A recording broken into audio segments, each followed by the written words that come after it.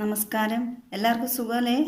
ഏറ്റുമാനൂരിൽ ആത്മഹത്യ ചെയ്ത ആ ഷൈനയുടെ 2 പിഞ്ചു മക്കളുടെ മുഖം മനസ്സിന്ന് മായാണ്ട് നിൽക്കുന്നത് നമ്മളും അതുപോലെ അമ്മമാരാണ്, സഹോദരിമാരാണ്, ഭാര്യമാരാണ്. അതിലുപരി നമുക്കും മക്കളുണ്ടല്ലേ.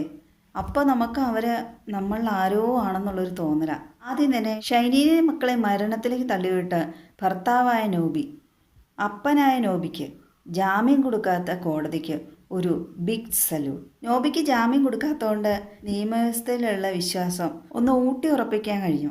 മക്കളെയും ഭാര്യ ഓർത്ത് ഭക്ഷണം കഴിക്കാണ്ട് കള്ളക്കണ്ണീരൊലിപ്പിച്ച് അഭിനയിക്കണ നോബി, ഭാര്യയോടും മക്കളോടും ഇത്രയും ക്രൂരത കാണിക്കാൻ പറ്റണ നോബിക്ക് ഇനി അഭിനയിക്കാനാണോ ബുദ്ധിമുട്ട്? നോബി ഭാര്യയോട് ചെയ്ത ക്രൂരത അറിയണമെങ്കിൽ തൊട്ടടുത്തുള്ള ആളുടെ പ്രതികരണം ഒന്ന് കേട്ടു നോക്കാം. ഇവിടെ വന്നു കഴിഞ്ഞാൽ പിന്നെ മദ്യപാനമായിരിക്കും വൈകുന്നേരം. പിന്നെ ആ വീട്ടിലായാലും അത്ര ശരിയല്ല. അവൻ്റെ അമ്മയായാലും ഇവരോടെന്തോ ഭയങ്കര ദേഷ്യം പോലെയാണ്. അത് ഈ അച്ഛനായാലും ഇവർക്ക് സപ്പോർട്ടാണ്. അതാണ് പ്രശ്നം. പിന്നെ ഇതിൻ്റെ അകത്ത് ഇതിനെല്ലാം കൂട്ടുവന്നു. പിന്നെ പോണതിൻ്റെ തലേദിവസം ഇവിടെ ഭയങ്കര ഇടിയായിരിക്കും. ഈ ദിവസം പുള്ളിക്കാരി ഇങ്ങനെ മുഖമെല്ലാം വീർത്ത് വന്നപ്പോൾ ഞങ്ങൾക്ക് സംശയം. ഞങ്ങൾ അപ്പോൾ ചോദിച്ചു പറഞ്ഞു ഭയങ്കര ഇടിയായിരുന്നു. ഒരു കാരണമല്ലാതെ ഭാര്യനെ മർദ്ദിക്കുക എന്ന് പറഞ്ഞാൽ വല്ല സംശയരോഗമാണോ എന്ന് നമുക്ക് സംശയിക്കേണ്ട വരും. നോബി വിദേശത്ത് പോണതിൻ്റെ തലേ ദിവസം വരെ നല്ല ഇടിയിച്ച് കൊടുത്തിട്ടാണ് ഷൈനിക്കിട്ട് പോണതെന്നാണ് അയൽവക്കംകാരുടെ സാക്ഷി. പുള്ളിനെ എപ്പോഴും ഓർക്കാൻ വേണ്ടിയാണോ പോലും ഇതുപോലെ ഇടിച്ചു കൂട്ടിക്കൊണ്ടിരുന്ന ആ മനുഷ്യത്തിനെ ഇപ്പം അവിഹിതോ വല്ല കള്ളത്തരോ വെട്ടിപ്പോ തട്ടിപ്പോ ഒക്കെ ആണെങ്കിൽ എങ്ങനെയെങ്കിലും തൊലഞ്ഞു പോട്ടെ എന്ന് ഓർക്കാം. പക്ഷേ ഷൈനിയുടെ കാര്യത്തിൽ അങ്ങനെയൊന്നും അല്ലാത്തതുകൊണ്ട് നമുക്ക് ഷൈനിക്ക് നീതി കിട്ടണ വരെ പോരാടണം എന്നാണ് എൻ്റെ ഒരു അഭിപ്രായം. നോബിക്ക് മാതൃകാപരമായ ശിക്ഷയും കൂടെ കൊടുത്താലാണ് ഇനി ഇതുപോലെ ഷൈനിമാരെ ഉടലെടുക്കൂല എന്നുള്ളൊരു വിശ്വാസം, പ്രതീക്ഷ നമുക്കുണ്ടാവുള്ളൂ. കാരണം ഭാര്യനെ ഇതുപോലെ ശാരീരികവും മാനസികവുമായി വേദനിപ്പിച്ചിട്ട് നോബി ജയിലിൽ പോയി നല്ല സുഖിമാനായി തിന്നു കൊഴുത്ത് തടിച്ച് തിരിച്ചു വരുമ്പോൾ ഷൈനിക്ക് എന്ത് നീതി കിട്ടുമെന്നാ പറയാൻ പറ്റണേ? അയൽവക്കംകാരോട് ചോദിച്ചാലേ ഷൈനിയുടെ ഭർത്താവിൻ്റെ വീട്ടുകാരുടെ യഥാർത്ഥ സ്വഭാവം അറിയുള്ളൂ.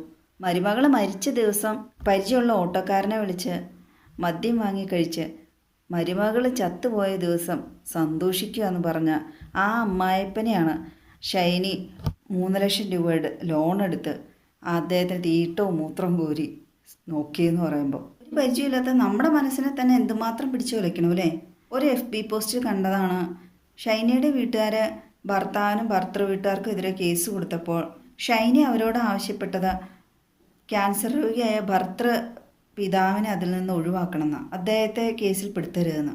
അതിൽ നിന്ന് മനസ്സിലാക്കാമല്ലോ ഷൈനി എത്ര നിഷ്കളങ്കയായിരുന്നു എന്ന്. അന്നേ ഷൈനി ആ ഗാർഹിക പീഡന കേസിൽ ഭർത്തൃപിതാവിനെ ഉൾപ്പെടുത്തി കൊടുത്തായിരുന്നെങ്കിൽ ഇന്ന് എങ്ങനെ അയാൾ ഷൈനിയുടെ മരണം ആഘോഷിക്കുമായിരുന്നു?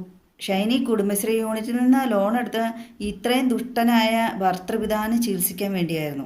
മരണശേഷം ഷൈനി വലുത് പറയുന്നുണ്ടോ? ഷൈനിയുടെ മക്കളെ കൊലയ്ക്ക് കൊടുത്ത ഈ ദുഷ്ടനെ ഇത്രയും നാളും ഷൈനി നോക്കിയെന്നുള്ളത്. അല്ലെങ്കിൽ സ്വാഭാവികമായിട്ട് ഈ വിദേശത്തുള്ള ഭർത്താക്കന്മാർക്ക് ഭാര്യമാരെ സംശയം കൂടുതലാണെന്ന് പറഞ്ഞു കേട്ടിട്ടുണ്ട്. കാരണം അവരുടെ കുഴപ്പമല്ല, ഇപ്പം കേൾക്കുന്നതും കാണുന്നതല്ല വിഹിതമായുള്ളതല്ലല്ലോ. അതുപോലെ ഈ ഷൈനിയുടെ ഭർത്താവിന് തോന്നിയിട്ടുണ്ടെന്നാണ് ഒരു സംശയം. സംശയരോഗത്തിനാണെങ്കിൽ ഒന്നും ചെയ്യാനില്ല, മരുന്നില്ലല്ലോ.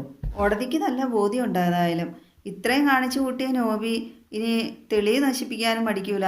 ഇനി എന്തെല്ലാം കാണിച്ചു കൂട്ടും എന്നുള്ള ഒരു ഭയം, കാഴ്ചപ്പാട്. നോബി ഇനിയും ജാമ്യത്തിന് ശ്രമിക്കുമായിരിക്കും. അപ്പോഴും പഴുതുകൾ അടച്ച ഒരു നീക്കം തന്നെ നോബിക്കെതിരെ ഉണ്ടാകണമെന്ന് അഭ്യർത്ഥിക്കുന്നു. കാരണം ഷൈനിയുടെ മക്കളുടെ ഈ മരണം ഷൈനിയുടെ ഭർത്താവായ നോബിനെ പോലെയുള്ളവർക്ക് ഒരു പാഠമായിരിക്കണം. ചില ചാനലുകളുടെ വീഡിയോകളുടെ താഴെ കാണാം ഷൈനി മക്കൾ മരിച്ചു, ഇനി പറഞ്ഞിട്ട് എന്ത് കാര്യമെന്ന്.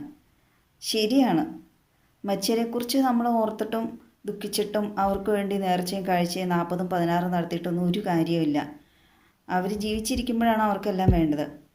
പക്ഷെ നമ്മൾ ഈ ചെയ്യുന്ന നമ്മുടെ വീഡിയോകളിലൂടെ ഇടുന്ന വൈകാരികമായ പ്രതികരണങ്ങൾ ഇനി ഇതുപോലെ ഷൈനിമാരുണ്ടാകാതിരിക്കാനും ഇതുപോലെ കഷ്ടതകൾ അനുഭവിക്കുന്നവർക്കും ഇനി മുമ്പോട്ടുള്ള ജീവിതത്തിന് ഒരു പ്രചോദനത്തിനും കൂടി വേണ്ടിയാണ്. ഈ ഷൈനിയുടെ മക്കളുടെ മരണത്തിന് കാരണക്കാരായവരെ എല്ലാവരെയും ഒരുപോലെ നിയമത്തിന് മുമ്പിൽ കൊണ്ടുവരണം. ആത്മഹത്യാ പ്രേരണ മനസ്സിന് എന്തുമാത്രം ആഘാതം ഏറ്റിട്ടായിരിക്കും. ട്രെയിൻ എന്ന് പറയുന്ന സാധനം വെറുതെ കണ്ടാൽ തന്നെ വീഡിയോ, അതിന് ഓണോടിയും കൂടെ കേട്ടിട്ടുണ്ടെങ്കിൽ മനുഷ്യൻ തെറിച്ചു. അങ്ങനെയുള്ള ആ ട്രെയിനിൻ്റെ മുമ്പിൽ ആ മാതിരി ഓണടി കേട്ടിട്ടും ആ ഷൈനി ആ മക്കളെ ഇറുകി പിടിച്ച് കുഞ്ഞു ഇരുന്നു എന്നാണ് പറഞ്ഞത് ലോക്കോ പൈലറ്റ്. അപ്പോൾ ഒന്ന് ഓർത്തു നോക്കി, അവരുടെ മനസ്സിനേറ്റ ആഘാതം എന്തുമാത്രമായിരിക്കും. ഷൈനി മക്കളും ആത്മഹത്യ ചെയ്യണതിൻ്റെ തലേ ദിവസം നോബി അയച്ച സന്ദേശത്തിൽ ഭാര്യയോടും മക്കളോടും പോയി ചാവാൻ പറഞ്ഞിട്ടുണ്ടെങ്കിൽ നോബി അവരെ കൊല്ലാൻ വേണ്ടിയാണോ കല്യാണം കഴിച്ചതും മക്കളെ ജനിപ്പിച്ചു? നോബിയുടെ നാട്ടിലെ പഞ്ചായത്ത് പ്രസിഡന്റിൻ്റെ അഭിമുഖത്തിൽ അദ്ദേഹം പറയുന്നുണ്ട്, എനിക്ക് നോബിയുടെ വീട്ടിലെ വിരുന്നുകാർ വന്നപ്പോൾ നോബി അപ്രതീക്ഷിതമായ സന്ധിക്ക് കയറി വന്ന് ഈ ഷൈനീനെ ചവിട്ടി കൂട്ടുമായിരുന്നു. അപ്പോൾ ഈ പിഞ്ചു മക്കൾ അപ്പനെ കാല് പിടിച്ച് യാചിച്ചു അമ്മേനെ കൊല്ലരുതെന്ന്. അപ്പോൾ ഈ ഷൈനി പറഞ്ഞാൽ നോബി എന്നെ കൊല്ലുവാണെങ്കിൽ കൊല്ലട്ടെ എന്ന്. ഷൈനിയോട് ബന്ധുക്കാർ പറയുകയും ചെയ്തു, നോബിയുടെ സഹോദരൻ പാതിരിയോട് പറഞ്ഞിട്ടുണ്ടെങ്കിൽ ഇവരുടെ കുടുംബത്തിന് പരിഹാരം കാണില്ലെന്ന്. അപ്പോൾ ഷൈനി പറഞ്ഞത് എന്താ, അതിലൊരു പ്രയോജനമില്ല, അവളാൾ ശരിയല്ല എന്ന് പറയുന്നു ആ പാതിരി, അതായത് ഷൈനി ആൾ ശരിയല്ല എന്ന്. അപ്പോൾ സ്വാഭാവികമായിട്ട് നമ്മൾ സംശയിക്കേണ്ടത് എന്താ, ഈ നോബിക്ക് ഷൈനിയോട് സംശയരോഗം ഉണ്ടായിരുന്നു എന്നല്ലേ? വിദേശത്തുള്ള മിക്കവർക്കും ഉണ്ടാകുന്ന ഒരു മാനസിക പ്രശ്നമാണത്. ഇപ്പോഴത്തെ കാലത്ത് കേൾക്കുന്നതെല്ലാം അതുപോലത്തെ വിഹിതമല്ലാത്ത കാര്യങ്ങളാണല്ലോ. സാധാരണ പാതിരിമാരെന്നൊക്കെ പറയുമ്പോൾ നമ്മളൊരു വിശുദ്ധ സ്വഭാവമുള്ളവരായിട്ടാണ് കണക്കാക്കണേ. എല്ലാ അച്ഛന്മാരും അങ്ങനെ ആയിരിക്കണമെന്നില്ല. വിദേശത്ത് ജോലി ചെയ്യണ നോബിയുടെ ചെവിയിൽ ഈ പാതിരി വേണ്ടാത്തതും വേണ്ടുന്നതും എല്ലാം ഓതി കൊടുത്തിട്ടായിരിക്കാം ഒരു പക്ഷേ നോബിക്ക് ഈ ഷൈനിയോട് സംശയം തോന്നിയത്. നോബിക്കെതിരെ വധശ്രമത്തിനും കൂടെ ഒരു കേസിൻ്റെ നീക്കുപോക്ക് ഉണ്ടാവുമെന്ന് വിചാരിക്കാം, ഷൈനി ജീവിച്ചിരിപ്പില്ലെങ്കിലും. സഭകളിൽ ഇപ്പോൾ ആത്മീയത കുറവാണോ?